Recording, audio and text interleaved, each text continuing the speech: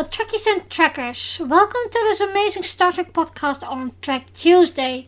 I'm your host, Dorinda, and I recap every 2 weeks an episode of Star Trek TNG. Today we recap the episode The High Ground. But first, a note of the host of this podcast. I'm looking for a Star Trek friend who wants and have the time to recap every 2 weeks an episode of Star Trek with me.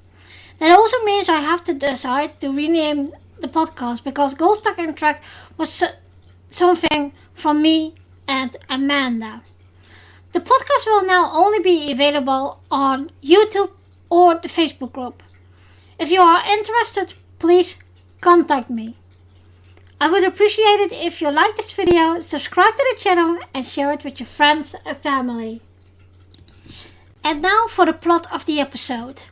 The crew of the Enterprise is sent on a mercy mission to deliver medical supplies to the war-torn, non-affiliated planet Rutia 4 in the middle of the decades-long conflict with rebel separatists called the Ansata. The Enterprise crew cannot intervene in the conflict itself, internal to the planet, because to do so would violate the Prime Directive. While Chief Medical Officer Dr. Crusher, Commander Data, and Lieutenant Worf relax in a cafe, a bomb goes off in a public plaza, injuring many bystanders. Dr. Crusher attempts to tend to the wounded bodies against Captain Picard's suggestion to return to the ship. But her efforts are interrupted when she is abducted by a man using an unknown method of teleportation. After being denied the use of the Enterprise's superior firepower to seek and destroy the Asanaka's base of operation, Alexandra Devos, the head of routine security, orders severe interrogation of all known Anisata sympathizers and act that the Enterprise crew find immoral.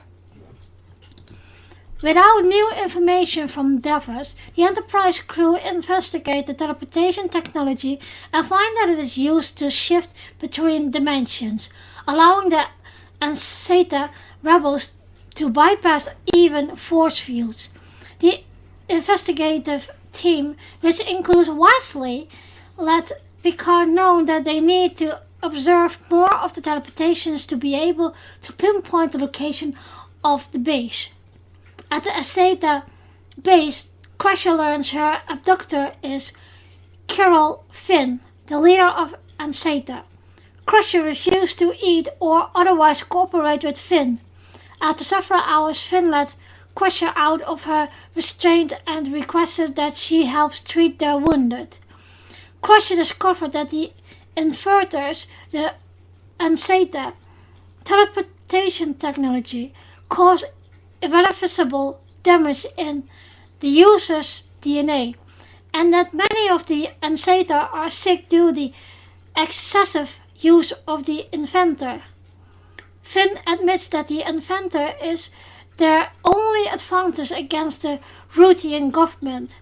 After more hours pass, Finn believes that the Federation, by providing medical aid, is working with the Rutian government and launches an attack on the Enterprise, despite Crusher's request to avoid harming her son.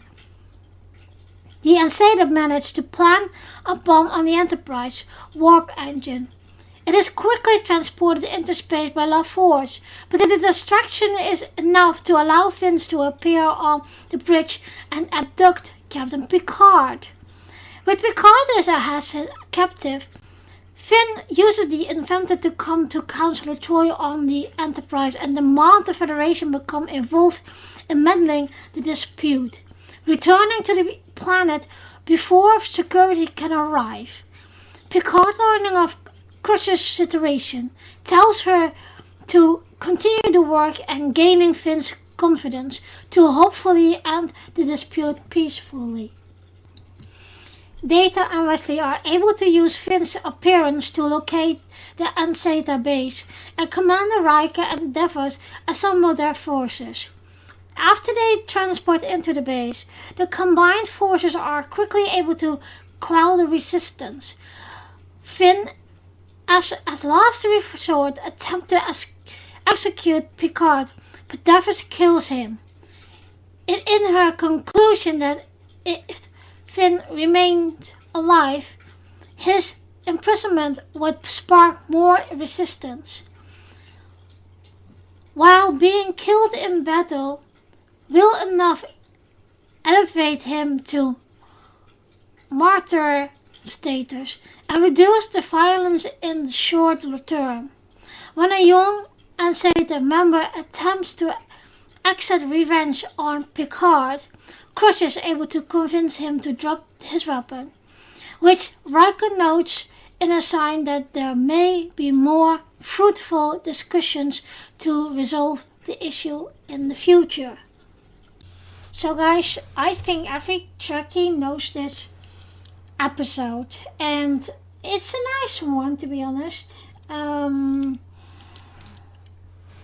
When we start, we see that they are the Enterprise is going to deliver medical supplies to this planet, but we have, of course, the normal people and the Resistance, named, if I'm correct, Asana people. And because this planet has a very well known treaty with the Federation, so Picard said, okay, we have a shore leave, and we see that one of the last shore leave away teams is Riker, Data, and Crusher.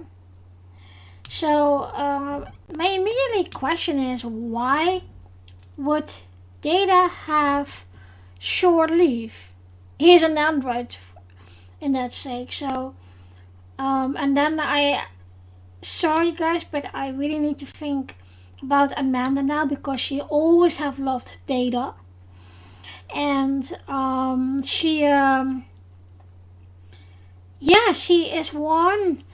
She would say that there was some kind of a reason. I think maybe this is a bit of a scientific reason, but of course helping Dr. Crusher with her delivery of medical supplies to I don't know if she also delivered it to the rebellion, but eventually when they were having dinner at this plaza, and Data was notifying them that there would be one of the last transports and they needed to go, and at that moment there was a bomb explosion, and immediately Dr. Crusher, of course, wanted to help, and Worf was against it. Even Data was against it because it was not safe. The security of the planet was telling her too, but she answered, there are wounded here, I'm a doctor, so I help. And she had a little debate with Picard about it, and when Picard had a questioning look to Riker, Riker answered, I don't want to be in the same room if you are going to greet her. So both men knew that Crusher wouldn't be happy if she can't help people. So she ordered Worf to get alcohol and some towels so she could disinfect the wounds of the wounded. And when she was doing that, there was another transporter next to her, and she's been kidnapped by the rebellion. And then we see that she is in this underground cave. And it reminded me a bit of that episode with Tasha, your sister. And so her kidnapper offered her some food, but she didn't want to eat, and she kept quiet, just like out of a protest, because she wouldn't do any harm to each and every one of them. Is it me, or is the hairstyle of Crusher a bit different? She doesn't have the longer hair here. And what I also see is, I don't know, she's a little bit paler than normal. So the next scene is that we are on the Enterprise in Picard's office, and we see that Counselor Troy and Picard are telling Wesley that his mother has been kidnapped, and but they think that she's not at harm, cause I think they needed her for her medical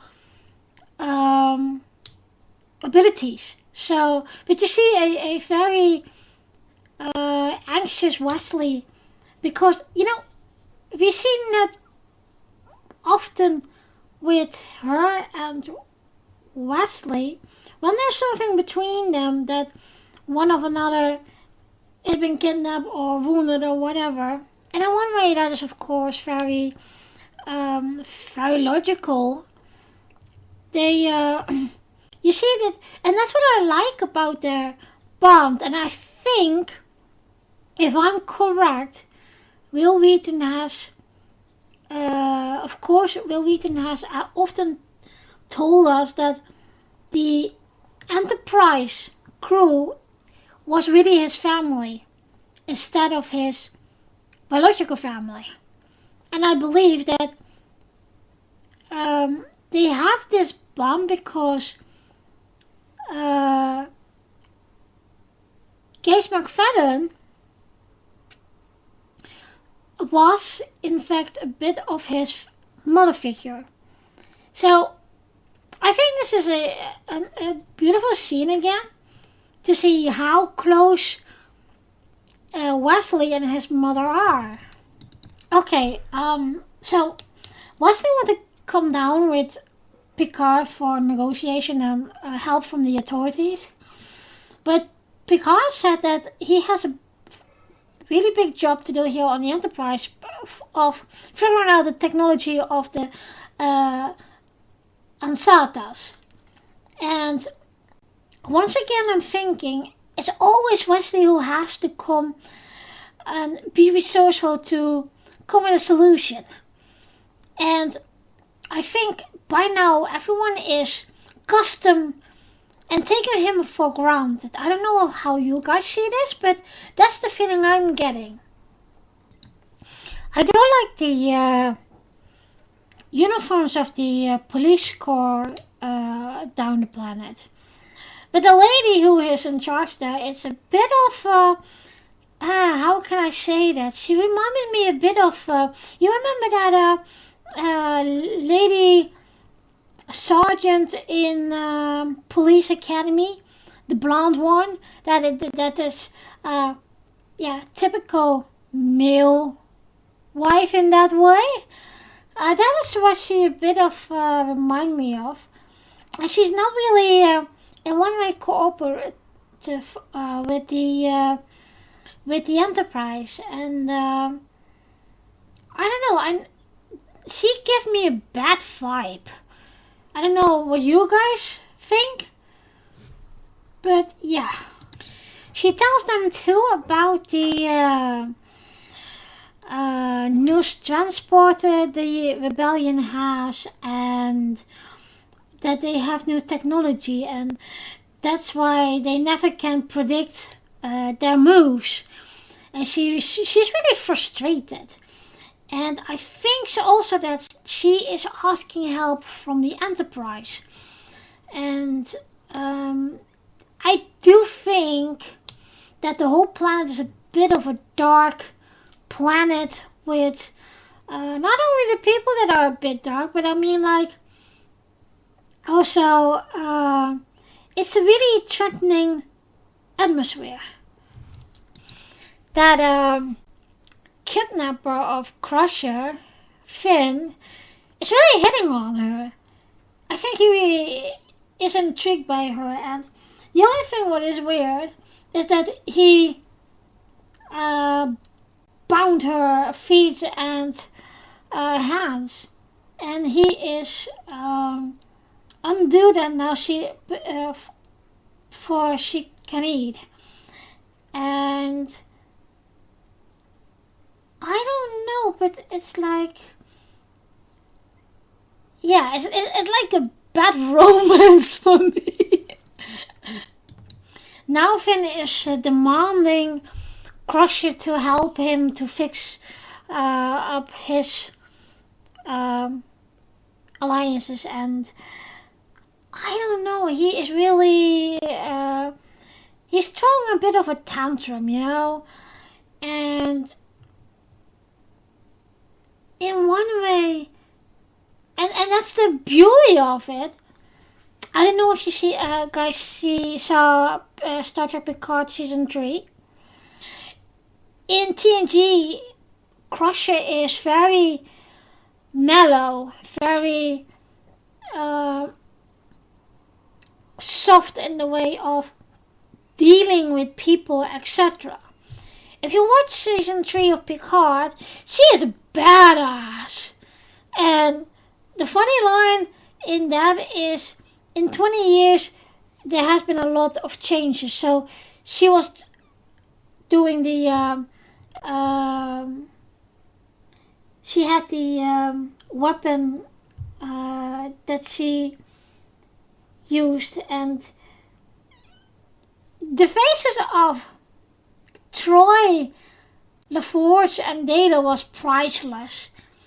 But you see her here, like, I think the mellow doctor she is, but also the mom, you know, and that is in one way very nice to see.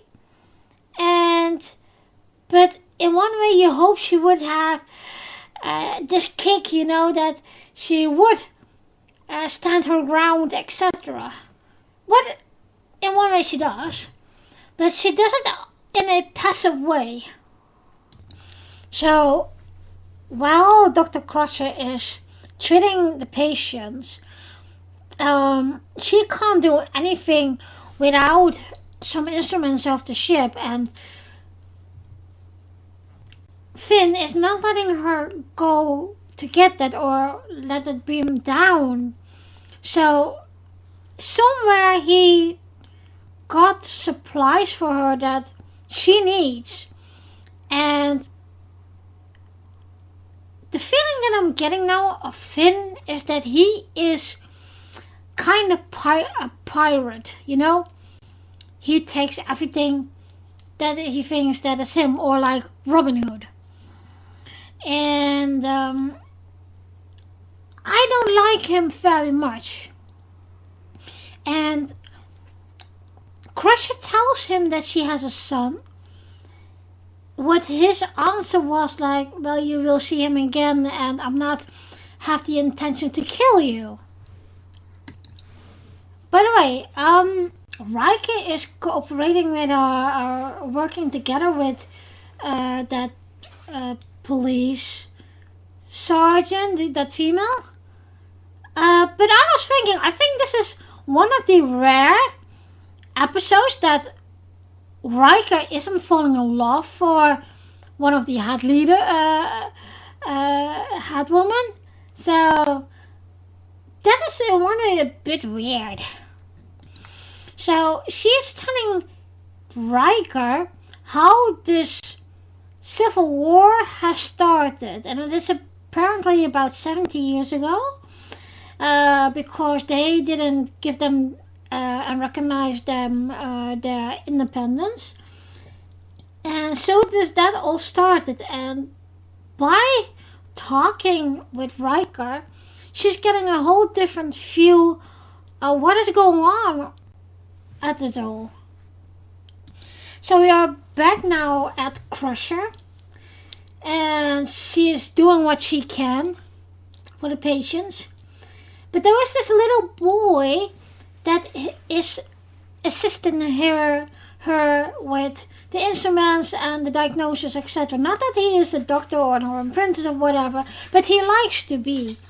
And you see how curious that this little boy is in the medical field. So that is one little nice twist. And that boy is somewhere familiar, but I can't remember where from. So we're now back on the Enterprise, and we are in engineering, where we see Geordi, Wesley, and Data to find a solution. And of course, Wesley, being the genius, he offered a theory with the Elway model, and I don't know exactly what he's talking about, but okay. But he has this theory in his mind, and hope that he can solve one of the technology what the rebellion are using to transport, like a personal transport.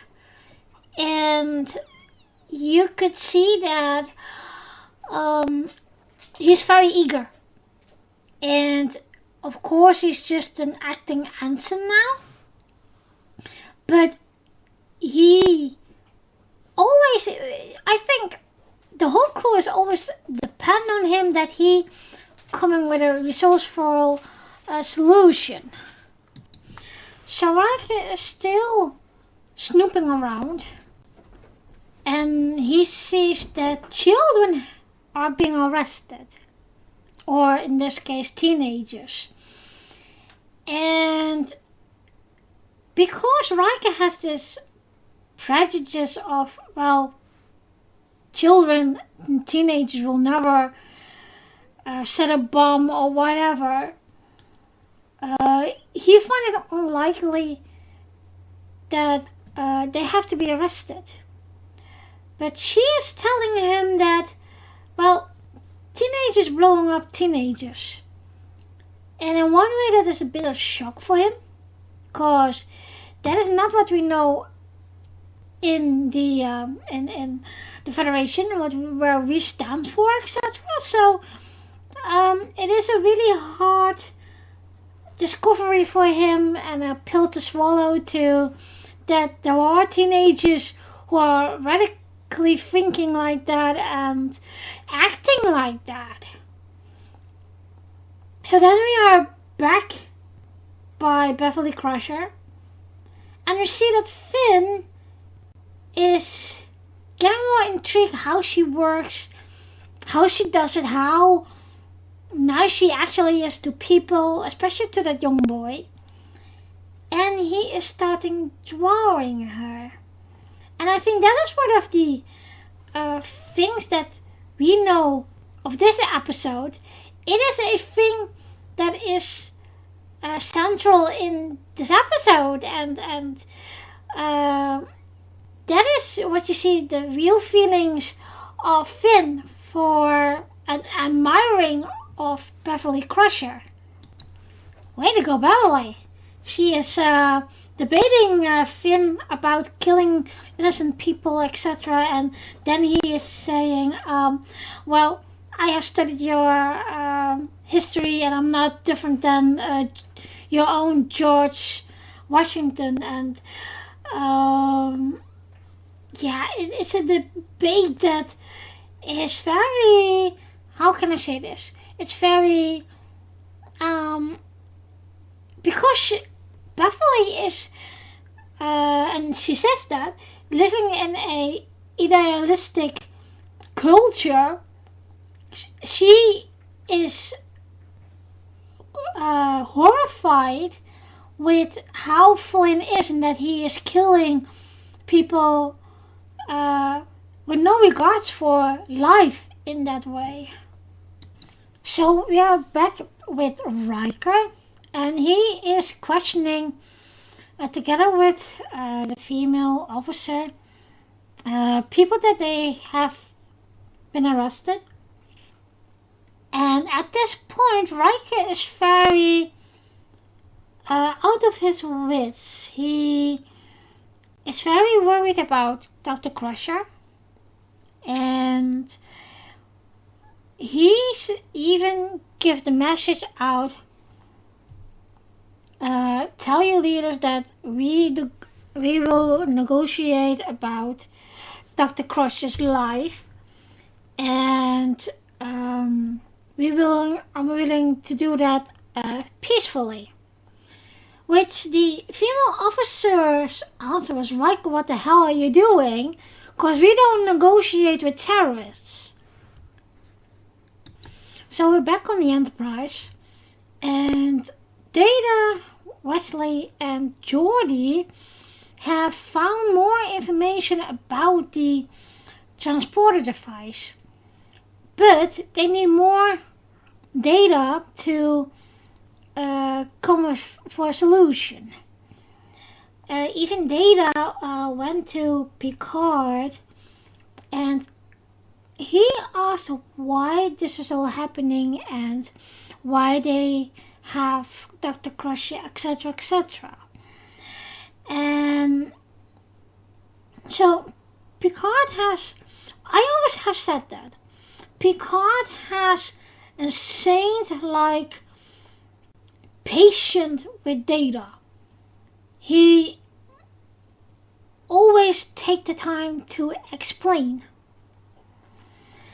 And I do think that in one way, of course, Picard is a mentor for him. And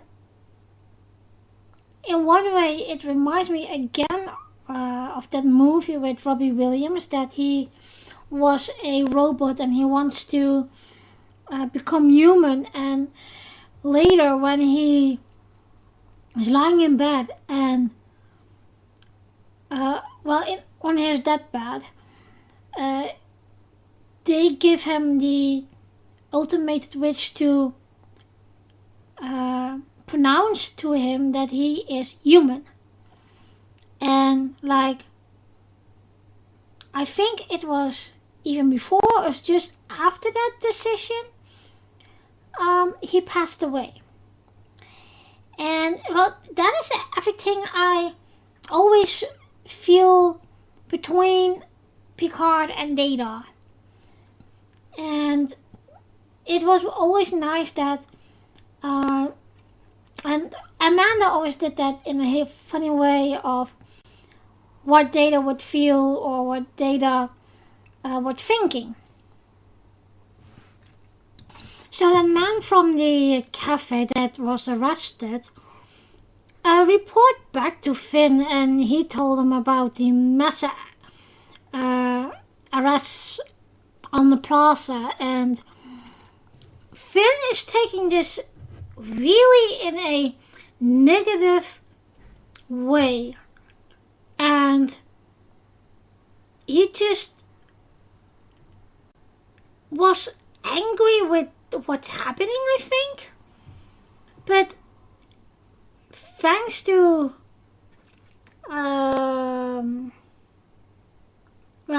Crusher was saying, well, my people just want me back, that's all. And Finn was really denying it all and said, I'm not letting you go because I need you here.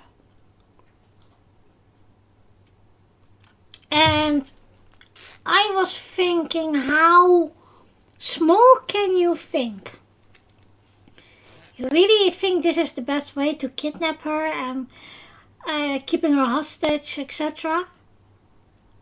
And in a way, he is a bit of a pathetic, because yeah, it's just how his action is and how he reacts on things. And I was really... Beverly Crusher was growing on me at this point because she fought for justice. And I don't think it's not only from her doctor's side, but also because that's how the way she is. And to I don't want to say retaliate it, but more like to struggle and defend what she believes.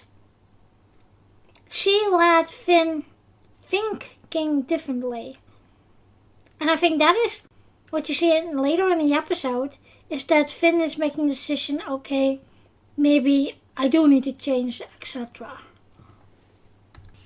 Finn is really angry now, and because also Beverly told him, well, I have a son on the Enterprise that needs me, and he said, well, I'm sorry for you that he's on the ship because they are aligned now with the government, and so they are against us, and now I'm going to plan to destroy the Enterprise. What was a really shock for Beverly, of course, and it was like that Finn really don't care about lives and family and feelings of what he is doing, you know. It's like he is just, I don't want to say a robot, but he's like he's just cold as stone. So we see Finn is very desperate, but Crusther is also very desperate. And the plan is very fast assembled by Finn to attack the Enterprise. So they are using this transporter device, and they are very narrow to the engineering. They shoot everyone who is in engineering, and LaForge could escape in the nick of time. Security is alerted, and they are looking for the whole, for the whole ship. Once again, we see a lot of teenagers in that group of intruders. The intruders put a bomb on the transwarp drive, and Geordi has almost no time to transport the bomb into space. Oh, one nice fun fact about Jodie LaForge, or in this case, the actor LeVar Burton. And I put this on my personal Facebook, so you can take a look at about this little video. When they were interviewing him, and I think it was William Shatner for one of his documentaries, LeVar Burton told in that interview that he was the one that could nap anytime he wanted to, because of his visor nobody saw his eyes, so he could literally stand in front of the warp core and take a little nap, or power nap as we say. So that was very funny in a way, and it's just, I think it's just, he was so young there, and I think that's, and I said that before with all the TNG characters in Star Trek Picard. They aged beautifully, very graceful, and you have those comparison pictures, for example, with Worf. How they think in TNG he would look like, and the funny part is he got the same look in Star Trek Online. But if you see his look in Star Trek Picard, and even in Deep Space Nine, he looks very different, aged, than what they thought he would be in TNG. So Finn and another rebellion are transporting on the bridge, and Finn is destroying the consoles of the helm and ops. And with Picard's action, because Picard was attacking Finn, and then the female that was transported to the bridge as well, she shot Worf. And it was really weird because even Worf, the warrior, didn't have time to react. And so the whole bridge is in total chaos. Picard and Finn struggling, and Picard transport him and Picard back to the surface. What was a total shock for the bridge crew. Even Data was in shock. What was, again, totally weird for an android, but okay. So the rebellion reunited Picard and Crusher, and that one look that they give each other, once again, I was saying they had to have a romance. And we considered, of course, what the end result was, that in Star Trek Picard, because they have a son named Jack. So Picard informed Beverly what happened, and of course she is very scared for Wesley, but I think maybe they're going to get their way now. And you see that that female director, if they call her like that, she came on the Enterprise, and I think she was very impressed with the Enterprise and how the ship was running without a captain. But Riker, on the other hand, was very down. I never seen him down like this. Normally he is more strict in what he does as a commanding officer. And I think maybe this was the pre-up for those episodes that Picard became Locutus. Picard also told Beverly that they have found out what the device is for and what it does with the human body. And that her son, her precious Wesley, was the one who came with a solution. Or, well, with what it really was. And I think this is the first time we hear Picard giving Wesley a compliment. Of course, it's to Beverly, but okay. But he also tells her he will make a fine officer, and I don't see, quote unquote, no problems with that. Of course, we know in the episode, what was the episode's name? I can't remember now. It was the episode with Nick Locarno, that they did something spectacular and they got in trouble. But you could see that Wesley was already changing. And in one way I had hoped when he left the Enterprise that he would come back for a couple more episodes to show what he did as a traveler. Talking about the traveler. And I mean Wesley Crusher, the traveler, that we see in Discovery. No, that's also in Picard. He didn't tell us about his cameo in Star Trek Picard. saw it, I was thinking, dude, where the hell have you been? And that's what I was saying a lot of times of why wouldn't they bring him back and reunite a bit with his mother as well?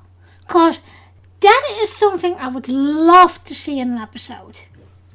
Well, now Picard is down by the rebellions. Finn is introducing himself properly. And he is intrigued that Picard is calling Beverly by her first name. And he told Picard, well, she never wanted to say her name, so I called her doctor.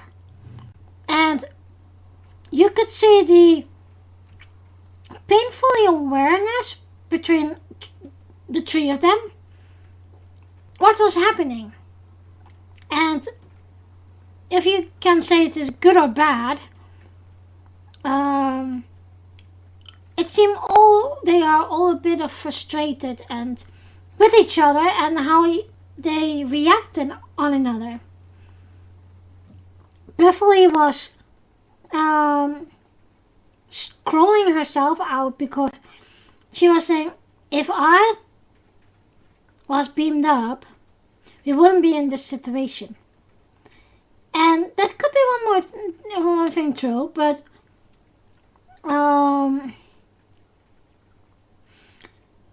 and Finn told her also that he didn't kill Wesley because they weren't able to destroy the Enterprise. So that is a relief for her. So Finn is beaming up to the Enterprise in front of Counselor Troy and state his demands and tell her that Picard and Crusher are safe, but for how long he cannot say. And he demands that the Enterprise is going to be involved with non-trading actions in the sector, and that they will protect the planet, etc., etc. That they will be some kind of a marshal for Finn. And I think that will not be as good for his part, to be honest. So at this point, we also see that Wesley can pinpoint where the rebels are. And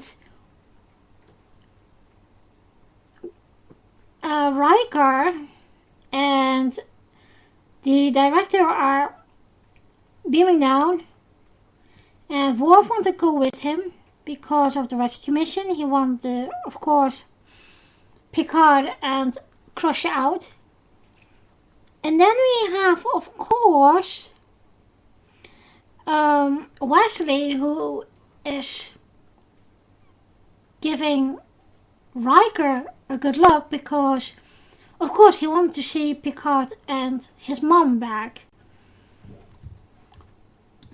Again, Finn and Beverly have a conversation, and this time she confronted him that he is using fear to scare her and control her. And that was the first beginning that he is saying, okay, I don't want you to being scared for me.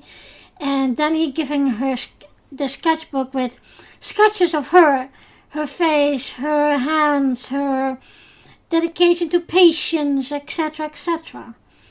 And there might be a deeper point that he is, or why she is not, what she is not, does not know. And I think there is something more to it all with the man himself calling Finn.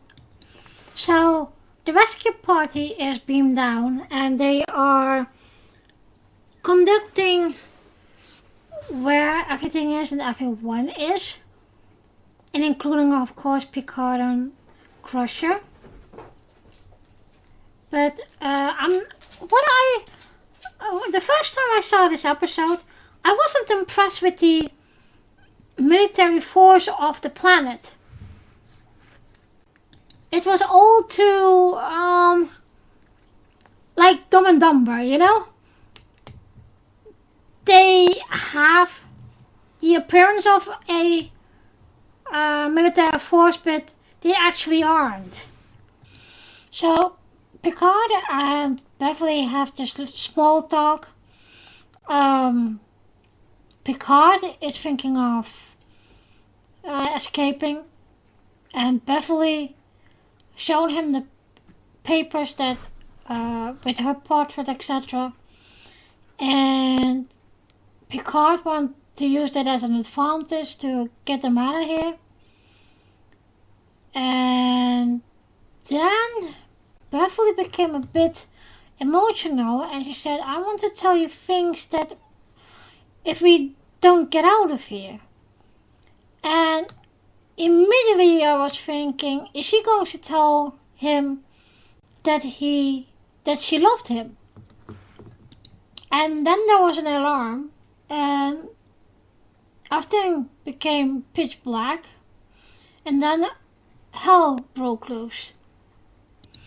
Finn wanted to kill Picard and take Beverly with her, because he was obsessed with her by this point.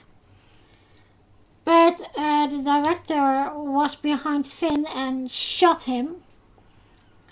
And the look that Beverly gave was more like, oh, what the hell happened? You know? So, and good, I would say. The away team is back on the Enterprise, and that hug between mom and son was great to see. Thank you guys for listening, and join me in 2 weeks for a new episode recap. In the next episode, we will recap the episode Deja Q. Always a nice one with Q. I also have 2 other podcasts, namely Maya Elaine Talks podcast, which is some kind of a geek podcast wherein I talk a lot about Star Trek, and the Dutch Ready Room podcast, which is a video podcast in my native language, Dutch. You can find both on YouTube and Facebook. The Maya Elaine Talks podcast is also to find on Spotify, Anchors, Google Podcasts and Spotify.